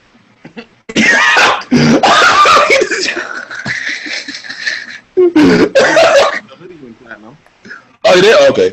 So how many people went platinum this year? I think it's just singles though. I'm gonna try to. Oh, I think Lil Baby was on the album. His album. Album, yeah, Wale album. went platinum. I talking about platinum. I talking about album. I think. Rock went platinum. Young Boy Never Broke Again. He went platinum a lot. Love that. I can't even get through a song with him. Me either. Just tell about this generation of rap right now, son. Now, other than Wale, yeah. Blueface went platinum. All right. Please. Enough said, bro. Next topic, Roddy. You got the next topic. You got the next topic, Roddy. All right. About you got the next topic. So last week, it was the death of Ruth Bader Ginsburg. She hailed from Brooklyn. She went to Millwood High School, graduated Cornell. She passed 482 laws. Her thing was fighting for gender equality, mostly in the women's real, like making sure women get to vote, making sure they have their rights. So, during her lifetime, she fought for that. She was inducted into the American Civil's Liberty Union. She was brought in by President Bill Clinton in 1993. She was inducted in the National Women Hall of Fame. She received the highest honor and fought for women's rights. In Brooklyn, they're gonna honor her by renaming the Borough Hall after her. And then the 50th Street subway stop on the E and the C line is renamed Ruth. She's the second woman in the Supreme Court Justice bench. And today, and I think yesterday, they had her casket out at the Supreme Court in DC, and everybody was there, honoring her, speaking on her behalf. She died on September 18th, and this was a big deal for everybody. They called her the notorious R.G. I feel like with this, first of all, I want to respect to, Sam and everything like that. And I feel like this, right? What I heard was one of her last wishes was to not have her seat for her. And you don't know what your president did. Oh God! Well, he ain't my president, but what up? Oh, fuck that! Y'all don't know what your president doing. Yeah. Not follow directions per usual, and go and fill her seat. And all his cronies are gonna be like, "Oh, I ain't be good with it. Be good." Yeah, and this is. Send me a bacon, egg, and cheese into Arizona. We'll fill that seat. This is why we need to get this man out of office, man, because stuff like this, man. Like what? Filling a vacant seat? That man is 100% confident that he's going to be the next president. He's going to be the and still president of the United States.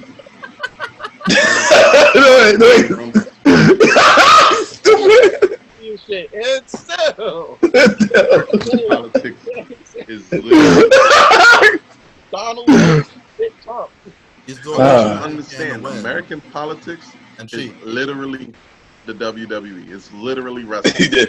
I mean, remember, I mean, half of that they eat support Trump. So I mean, I'm not surprised. Not surprised. The company itself supports Trump. Yeah, not surprised. Like a WWE. Retribution better come out here and be like, "Yo, I'm Ice Pack." I am bone. I am bone. Yeah. Party. Hell up for months. Like, just having those names put them on par with the damn debut of the fucking Shockmaster. Yo, I might need you on the Survivor Series prediction show when we do it, son. When me and Mr. Aaron Sands do it, yo, we gotta have you on the prediction, the Survivor Series prediction show, son. Just because it'd be funny. I'm Miracle Grow. Yo, why are we not doing a Clash of Champions prediction show? Nobody watch no damn Clash of Champions. Nobody's trying to watch that shit. Not Backlash. But we get off track. We get off track. Yeah, we get off track. But fact, me too. But we get off track, man. About Ruth, Miss Ruth. I know what she did, but I didn't really follow her like that. But I know what she did. Yeah. She did a lot for women, especially. Yeah. That's what I'm saying. A lot for women. Yeah. Honestly, it's more important for. Actually, and I'm not gonna say that. Actually, I'm gonna take a step back. Last election was more important for women. Yeah, it was. Yeah. And then you want to know what white women did? You want to know what 54% did? We don't remind me, son. For an obvious sexist. Exactly. No, I'm not trying to be obvious sexist. This is fact. You can look this up. No, we know. I shake my hand in my head right there, so I shake my head. Yeah. They voted for Trump, who was definitely against abortion, bro. Yeah. Definitely against abortion. I fucks with white women. Cause they gonna hold they nigga down. Sorry, they gonna hold they white man down. Whatever. It's like, you sure we want to vote for him? He did say he was gonna grab pussies and stuff. It's like, nah, that's just boy talk. I mean, alright. That's Annabella from North Dakota. She just said she could grab her. President Trump could grab her pussy anytime. That's why So when they on board, you can't say nothing. They be on formation. You want to talk about formation? They're in formation for they nigga. Nigga, I don't care. You own our content. That's a conversation we should have. We should plan that for a podcast. Oh, we got space. But yeah. All right, so we got one more topic of the Premier Boy Podcast premiere news. Yeah, this is a long premiere news. Gee Louise. All right, so we got some COVID news, y'all. So as we know, NYC cases have been rising slowly. So my question to y'all is, do y'all think we're too safe? You were never safe. Word. I just say it. Every bit of outdoor activity we've done was at our own risk. Exactly. Just because we got lucky and didn't catch this hoe, don't mean that the hoe didn't leave. He's still here, bro, eating all your food. Eating all the shit. Eating all the food snacks, all the bread, all the leftover Taco Bell, all that shit, bro. You know what I'm saying? You're not going to be good on this? It's bad enough that people in Williamsburg isn't covering their masks. Yeah, yes. It isn't bad. It's bad enough that you go to the Bronx right now. You go to the Bronx right now, niggas having parties. Yeah. Yeah. Lakers and Nuggets on a little TV right in front. Shout out to my homies out in Warren Place. You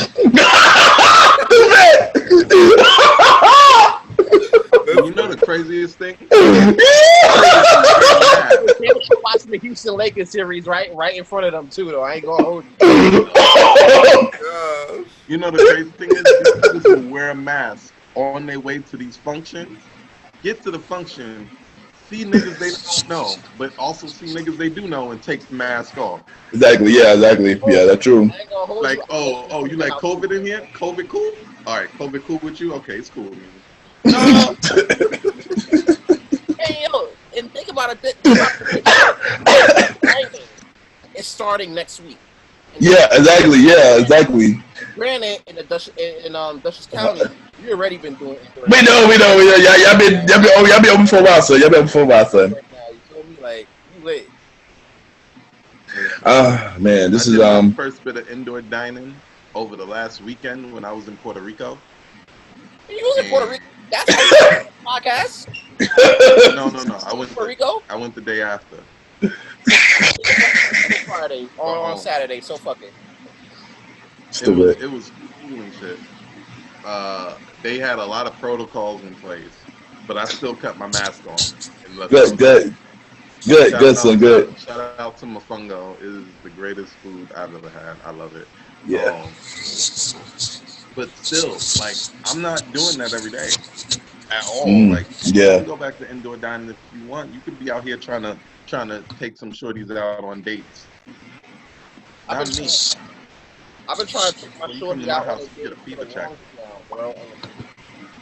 I've been trying to take it to the best ass fucking Japanese spot in for the longest time, and I couldn't do it because y'all restaurants wasn't open. But they opening it on the 30th, so as soon as I get Yeah. to Mexico, There's gonna I'm be going on a waiting. date. Gonna be reservations long, bro. Yeah, exactly. You know, it's Yo, gonna be they're gonna crazy, have to son. raise the prices on y'all asses too. Yo, that too. For my birthday when I did my shit at Babylon. Yep, Man, all of us paid 500. 500, son. Yeah, that part for the whole table. We got like Yeah, $500, mad food, drinks, $500 it's crazy, son. easily. Shit was crazy. I didn't pay the whole Yeah, price. So I couldn't pay. but when y'all go out to the places, please be safe. Put your mask on, social distance. We're still in a pandemic. Can't trust the number. Doing a pandemic. Don't act up, bro. Stay home if you want to. I'm going to Mexico Saturday. I'll see y'all. Wow. Don't act I up. just got back from Puerto Rico. You ain't got no coughs, right? You good? What happened? You alright? You ain't coughing or nothing like that? You not congested and shit? Oh, no, I'm good. You ever been hooked up to an incubator or nothing? No, son, you bugging. All right, we're gonna take a short break and we'll be right back with the main event topic. So,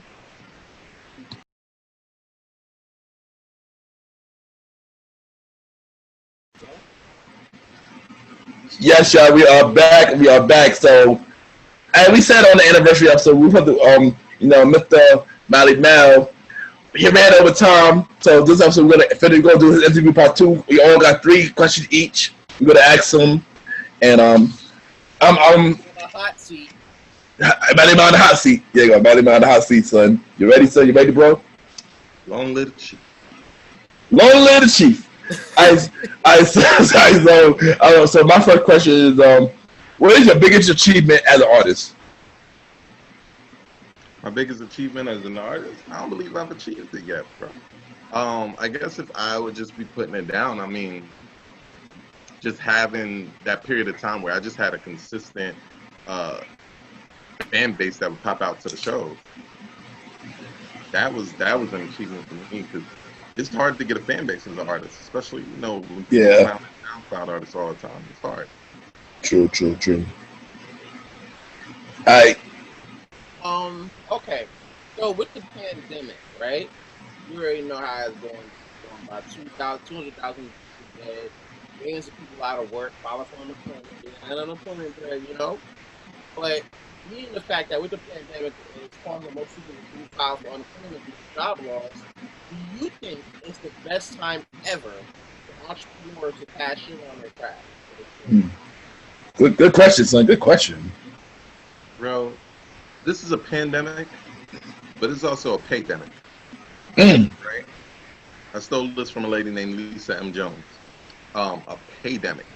People are getting paid, right? People have nothing but time and the internet at their disposal, and they're using it to make more money than they've ever made in their lives. If you didn't get paid more than you've ever been paid in your life during this pandemic doing your craft, you ain't doing your craft. Period. So yes, this is the very best. Like, because there's always an opportunity, right? In every problem, there's an opportunity to help solve a problem, and that's where entrepreneurship is. You're solving somebody's problem, and they're paying you for that service, right? If you couldn't find a problem during this pandemic to solve, you lost. Like, there's restaurants that went out of business and restaurants that boomed bigger than they ever boomed before at the same period of time because they figured out a way to solve a problem. Facts. All right, retros, man. Alright. Your turn, man. I'm Mally, so how do you feel about the Black Lives Matters marches, rallies around the nation? They are futile. 100% futile. They're not going to work. Oh, wow. And other than really putting that energy out there, like trying to find a positive place to do with that rage that I know envelops your belly every time you hear somebody got killed under auspicious circumstances. Every time you see a video of some wild nonsense happening, and then you listen to the prosecutors and the pundits tell you, "Oh no, that's not how it happened." Like, I seen it. I know how mad you get. I get mad too. I'm pissed.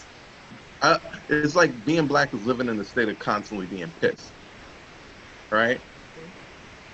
But also a thinker. This protesting stuff never worked because we're protesting a system that's designed to do what it do in spite of protest. It's not gonna work. What's really gonna work is getting control of our black dollar and doing more with it. Until we do that, we're gonna keep having Breonna Taylors, we're gonna keep having Atiana Jenkins, we're gonna keep having Richard Bland, we're gonna keep having Freddie Gray, we're gonna keep having, the list goes on. Facts. So you already know, ladies want to know, what is your relationship status? Are you single? Are you taken? Are you complicated? What's up? You don't put the man on the spot like that, can't shit. Hey. Ladies, Wild question, boy. Lady with a no, son. Sorry, man. Lady with a no. Like this. Be very careful how you answer this next if you got a girl, man, she watching, son. Dang, son. You better watch what you say, son. Listen, everybody in my life that's trying to be in my life or know they be in my life, they already know where we stand. I keep it 100% real. And right now, I'm single. There's somebody out there who doesn't believe that I'm single. I done told them I am. So, but I'm really, really single this time. Like, oh, wow. I'm really going through periods where I want to, like, try to take some time to figure out who I am. Exactly that. Without, a woman. So that I can give a woman a full man.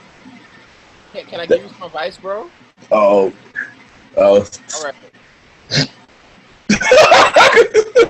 Why are you laughing? Sorry, my bad, son. Go. I'm trying to impart some wisdom on our bro here, like that ass. Like, all right, look. What's going on right in the side corner? Bro, no. That you're single. Take her feet, right? You suck the shit out them toes, bro. Stop doing that shit right now, bro. You suck the shit out them toes. The Put fuck? a culture. Hey, yo, bro.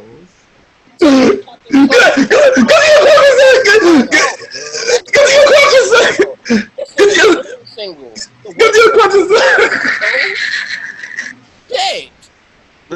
Listen here, bro. I like Caribbean women too much to be sucking toes. Caribbean women be having big ass feet, right?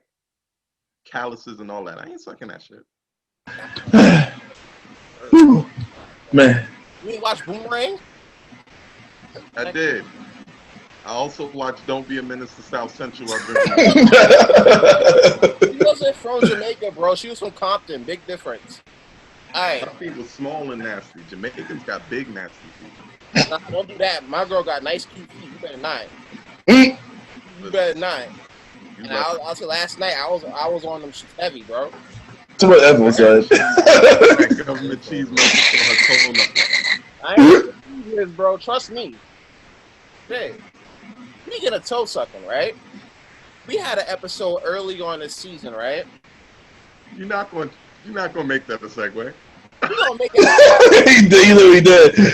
He literally did, son. He literally did, son. I don't know how, but he did.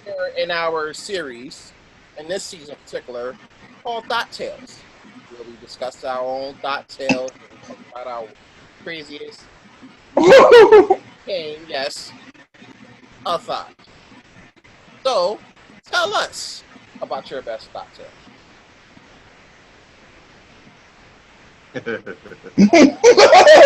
Oh, dude. Since we don't suck toes around here. Oh. She Louise, son. told you I was coming with these questions, bro. Like I don't, like you know what I'm saying. Like I see. I'm out. I see, son. Gee Louise. All right, explain the rules of thought tales again. Maybe a thought story, son. A thought story being a hoe. That way he would.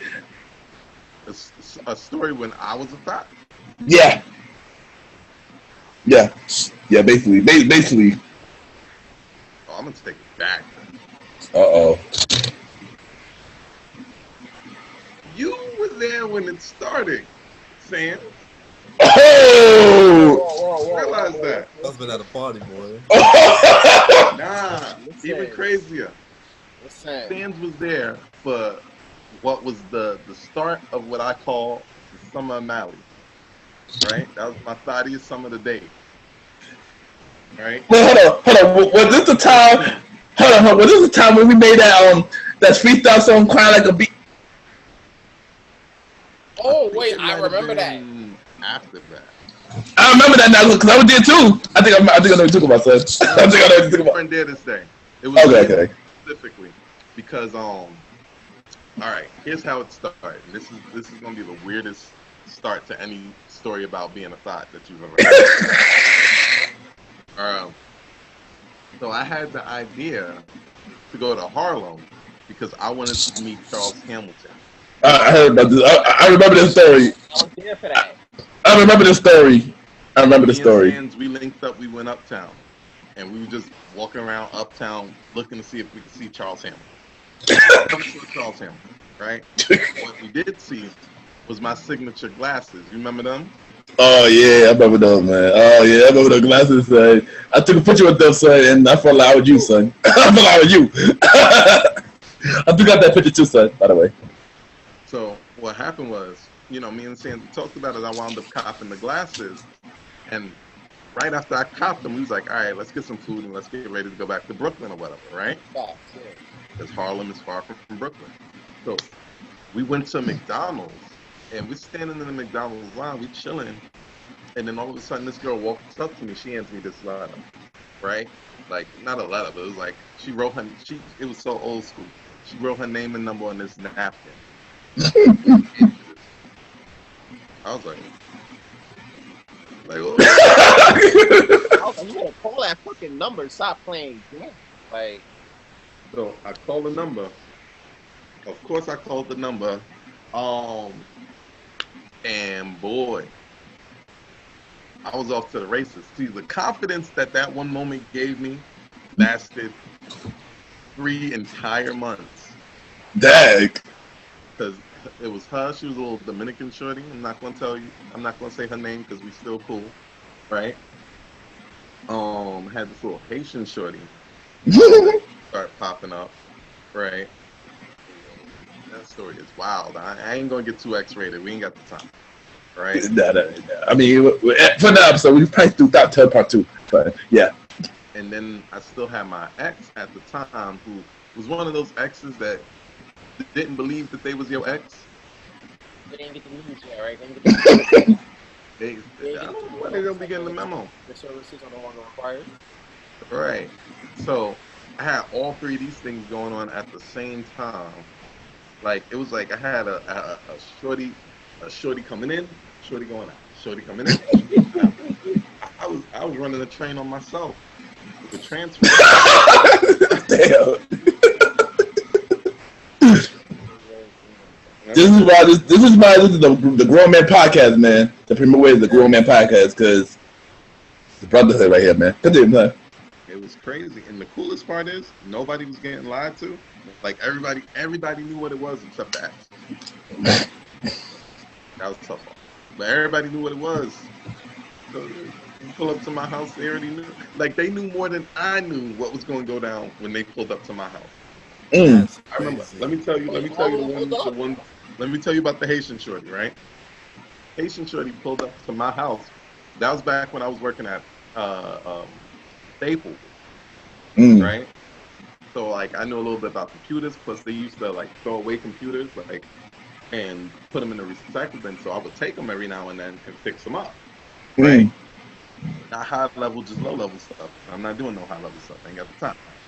So this one shorty, she's like, yeah, I need a computer for da da da. So I hooked her up with one, and then it started acting up on her.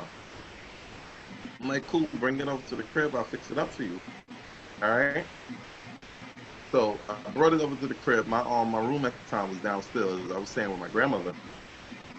Brought it to the crib. I was fixing the computer.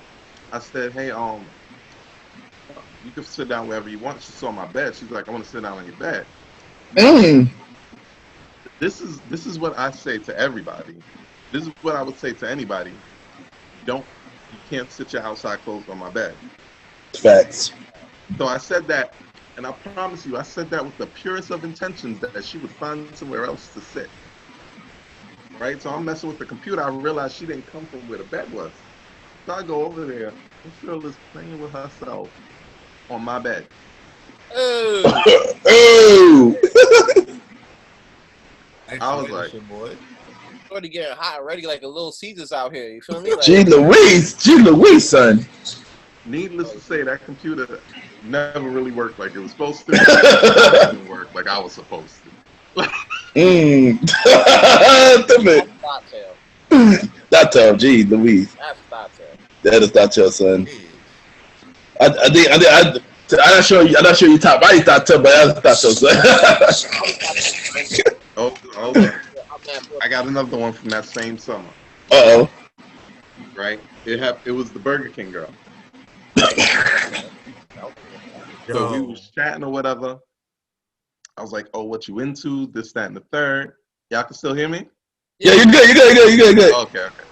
So I was like, yeah, what you into? This, that, and the third. And we was talking. I was like, hey, yo, next time you down here, come over to my crib. We going to chill or whatever. She's like, okay. She hits me up. I'm coming your way. I'm like, oh, you definitely coming my way. Right? So I call up my boy, Stefan.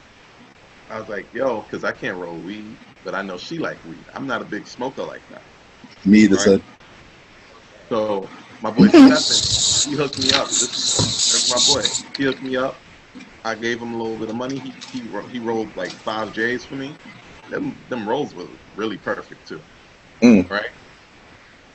And I went to the liquor store. Got a little bit of liquor. Right? Got some Quavo because she's Dominican. I thought Spanish was enough. So she gets to the crib. We watching Wildin' Out. Rest in peace to Wildin' Out. Right? Sally, son. Right? She watching Wildin' Out or whatever. And we drinking, and I let her smoke a little bit, do everything she wanted. See, the thing is, I'm getting smacked. I'm looking at her not getting smacked. Like, she's not getting drunk or smacked at all. She's just hitting the stuff up. I'm twisted. Alright. I was like, oh my God, this is some wrong shit. I'm floating. Serial killer, bro. I'm sorry. She's serial killer. She's drinking all that shit and smoking you down like that. She's serial killer. Smoking you down. She really smoking you down. Going on down. So we went downstairs into like my room area or whatever. Take it to the room. Do the boo boo. She started kissing on me and then pulling on my clothes and all this stuff. And then like, of course, so I'm acquiescing. I'm like, all right, let me get in there. She's like, wait, hold on. I don't think we've known each other long enough. I was like, well, how long have we known each other? She's like, I think about 2 weeks. Well, no. She asked me how long have we known each other. I'm like, maybe 2 weeks. I was like, fuck it. And I did something. I can't remember what I did to her. I don't know if I sucked the titty. I don't know if I bit her neck the right way. She's like, it's been a month. And she's just ready. She just takes off the pants. Like, fuck it, it's been a month. And I'm like, oh, in there. Son, so you literally take her to the room and did the boom boom boom. Okay, I got it. Right. Look at so But here's the twist in the tail.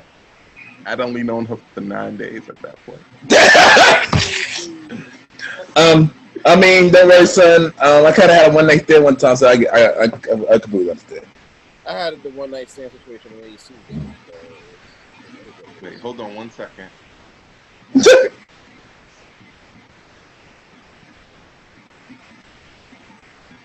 You can edit this part out, right? This awkward silence between the three of us. Audio version, yeah. podcast version, YouTube, Zero version, no. Well, let's give the YouTube viewers something different. Coming up next week, we're gonna have our special guest person for the first time in a little bit. First woman, period. Yes. First special guest on this podcast, Magna will be joining us, discussing the current state of R&B. Is it dead? Dead. Life support, and if it's life support, who's going to nurture back to health? Yeah, remind you, this is our first woman guest ever. So yeah, We should throw a poll up there. We should Yeah. make a poll, y'all. huh? We should make a poll on Facebook and on Instagram. Ask them. Ask what? Check out Oh. the fact here. This is what we'll do. Immediately after this podcast, we're definitely going to put a post up. Is R&B dead? We're going to put that poll up on Instagram. You guys can chime in if you like. Yeah. And we'll reveal those results on the next podcast. All right. Oh yeah, we could just shout y'all out. Yeah. Oh, you that okay? That could work too. All right, back to it, son. Roddy, what you got? Alright. Oh, you done your story? Are you done your story, Mally? Uh-oh. Can't hear you, bro. We can hear you, son. Yeah. Okay, Roddy. Comes in a little later, so you know. Yeah. All right, Roddy. Next question is: do you have a favorite new school rapper at the moment? Who's your favorite new school rapper? Baby a lot right now. I like the baby a lot. Oh wow, Who? the baby. Oh yeah, he's Not baby. little baby, the baby. The baby. Yeah, he grew on me. He grew on me. He grew on me. He's clever. He's slick. He's a little agitated. I like Okay. I'm a Roddy Rich type of guy, but so my next question for you, my last question I should say is, where do you see yourself in 5 years? My net worth is gonna be well over $2 million in 5 years. No, you My could. net worth is gonna be well over $2 million, at least $5 million. Mm, 5 years. nice. My net worth. I'm gonna already be doing the type of things that support the community and going forward. Right? I'm gonna start building that foundation. Right? Our community needs a lot of work. I'm gonna get them in. I'm gonna start doing the work. Nice. I'm gonna have a team built big enough that the work that the education is going to get given. Agree. Yes. That's not gonna be 5 years. Nice. Nobody take that. Plus, I'm gonna put out another tape. About to, finally. I've been waiting for that. Thank you. I've been waiting for that. Yeah, we've been waiting for a tape for you since September, son. I like that. That's a dope ass answer. Waiting for a tape. The fact that we're actually on here announcing it is pretty fire. It is. Yes. Now, before I get into my final question, can we confirm that? Yeah. Can you confirm that, son? Your tape. You better have more. You better have more than one tape in 5 years, son. That's not a dope average. Even whack rappers come out with a Written. three. And there's Yeah. like I was telling Saint, like what I wanted to do last month. I didn't make it work out, but to write a completely fresh tape, Mm, right? A tape that reflects where I am right now in my life. I agree. Because a lot of my stuff, I realized I wrote it so long ago that I might have a different mindset, even if I still like it. So I've been going through it, seeing what I like, hearing little clever lines, and just writing new stuff. It's gonna be crazy. It's about evolution, son. It's about evolution, and I want to see that tape. I want to hear that tape, son. And who knows? You know what? Who knows? Maybe I want to be featuring that tape, son. Saying that here. I have no idea what he's saying.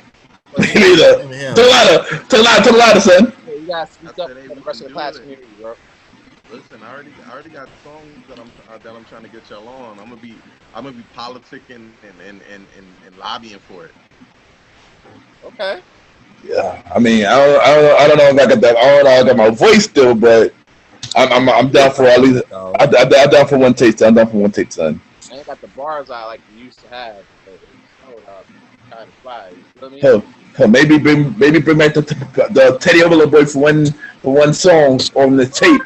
Oh, wow. I don't know that, but that's a joke. However, speaking of tape, right? Even the fact, we got the current, getting away from 5 years from now, but focusing on the state of hip hop right now. How do you feel about the current state of hip hop, and where do you see yourself changing the game in this climate? That's tough because hip hop right now is the most accessible it's ever been. Yeah. But it's also in a place where it's going through its cycle, right? Hip hop started off just being nonsensical party music, and that's what people wanted. That's what hit the people's soul, and then it evolved into this deep, epic, poetic storytelling, gangster stuff, and then all of this. But it's always going to evolve one way or another. It's going to evolve and refine, evolve and refine. Hip hop is never going away. Where do I see myself fitting in? I'm just going to be on the end of that cycle where like we get back to really, really pushing really dope lyrics in the mainstream. That's what I see. Right? Nice. There's more than enough room for it. Like, I'm not hating on nobody that do their thing unless they thing is really stupid. Yes, I'm Jim Cornette, Joe Budden out here.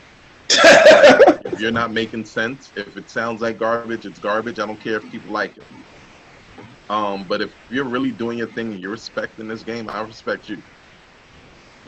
I'm not gonna hold you. The Joe Budden reference, fire. Jim Cornette reference, and here's why. Because Vince Russo came out with a lot of dope shit in the 90s, even though it looked like trash. Yeah. Came out with a lot of dope shit in the 90s to help propel them to the drug they are right now. And I'll be honest with you, bro. Like, I kind of Jim Cornette has his moments where he talk about old shit, and I get it. But, he stands Vince Russo dumb hard over some bullshit, especially on Dark Side of the Ring. Yeah. Where, I'm like, you gotta acknowledge that shit where it comes from. The Attitude Era was all Jerry Springer shit, bro. You know what I'm saying? And even though it seemed trash on the surface, that shit got him far enough to beat WCW. But I digress. No, and I can, because I listen to Jim Cornette. He respects what's real. So there's current day things he likes. Like he liked Finn Balor versus Adam Cole last week, right? Yeah, he loved that match, and that was a modern day match, right? So he's like me. He's not just hating on it because it's not what he's used to. There's a certain set of things and a certain level of respect that he feels like has been lost, and I feel the same way about hip hop. So like, I don't mind that your thing is different. I just want you to respect the game that you're in. I agree. Yes, and there's a lot of, and you could tell sometimes when people are spitting that they don't care the hell they saying. They just hoping to make $1. Exactly. Like people like this bastard Post Malone, and you can tell him I said it. Right? Hopefully you're listening, son. Hopefully you're listening. Hopefully, yeah, Post Malone, I said it. You trash. Not only you trash, you disrespectful. Right. I'm not gonna disagree with you. I kind of agree with you. He is kind of trash. I won't say his last album was like. I did it, but that became biggest album. I think his last album, actually, I believe. But because he has all them sing-songy songs on it. He's not a good rapper. He's not though. He's not. They could put together a good hook for him, but he's not a good rapper, and he definitely don't respect the game. So I don't respect him. Nah, I agree with you on that. If I meet him, I'm gonna step on his sneakers. Make a diss track about him, son. Call it a day, man. Oh, that's a good idea. Friday, what's your last? Alrighty, last question, son. Alright. Do you feel like New York City will, when will New York City recover financially with COVID? Well, that's a tough question because certain people in New York City, like everybody who really relied on jobs, Yeah. Not everybody, but a lot of people who relied on jobs that couldn't support them through COVID, they hurt financially. A lot of the places that relied on people through COVID to come to them, they hurt financially. But then there's a lot of stuff that happened or kept happening or got bigger during COVID. So when you talk about recovering financially, you got to ask who's recovering. I was talking about the city in general, not only the people. But that's what I'm saying. Is the city really, really, really that hurt? Because they've been able to maintain continuing having money come into the city. Oh, right? I think about it like that. They've been able to do it. This, like, you'll know when your city go bankrupt. Trust me, you'll know, right? Like, the people of the city, a lot of them are hurt, and then some of them, you know, they're gonna recover as soon as they get a job, because most of those people were paycheck to paycheck anyway. The problem was they lacked a paycheck. As soon as they get a paycheck, they're gonna go back to living that same mediocre life. Not to hurt, not to step on anybody's toes. Not like that's entirely y'all true. not supposed to. Yeah, true. Yeah, that's true. Like really, if you're literally living paycheck to paycheck, the next time you get a paycheck, your life goes back to normal. Basically. So, as far as that goes, it's not. My thing is, the bigger question is who got this money, right? Because what happened with COVID, it was low key a really big wealth transfer. Yeah. There's a lot of big companies that won't exist anymore, but there's a lot of small companies that got bigger. There's a lot of money that went from one person's hand to the next person's hand. Yeah. That's what I have not been able to answer yet, but that's what I'm looking to find out. Where that money go? Yeah, Facts. bro. Facts. Well, like you keep saying that, you know, the small businesses is booming. A lot of people has been hustling out their crib, you know. New businesses opened up. So these people are definitely. My son saying.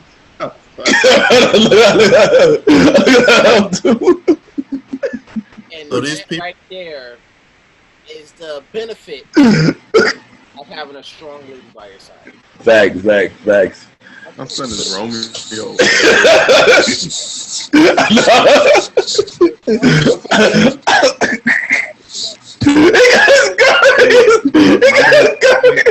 My man's got the kids, got what he wanted. I had to get up and go get them. Wait, so. I know. All right, guys. I respect it. So this is the end of this is the Premier Boy podcast. You know. It's Premier Boyz podcast. I know, my bad. I'm sorry. The first two shows. I'm sorry, but the Sunday, yes. Speaking of that, you already know this is your boy Ken. I came with the gentleman. Follow me on my IG Ken _ Mr. Gentleman. I repeat, Ken KEN _ Mr. MR GentleMan. Also, Mr. Gentleman, like the podcast. Oh shit! Today, that's what's up. Yeah, it returns the merch. Yeah, I'm working on that. It returned this Sunday. My first guest is Miss Pandy Allow. Returned to the show. She a fan favorite. We gonna talk money. We gonna talk a lot of good stuff. Yeah, Mr. Gentleman, like the podcast is back. Good brothers, man. Say y'all peace, y'all. You already know. First of all, before you follow me or find me on any IG handle, I used to say it's about Breonna Taylor. I said find a cops and find and convict cops who found Breonna Taylor. Fortunately, as usual, our system fails on that.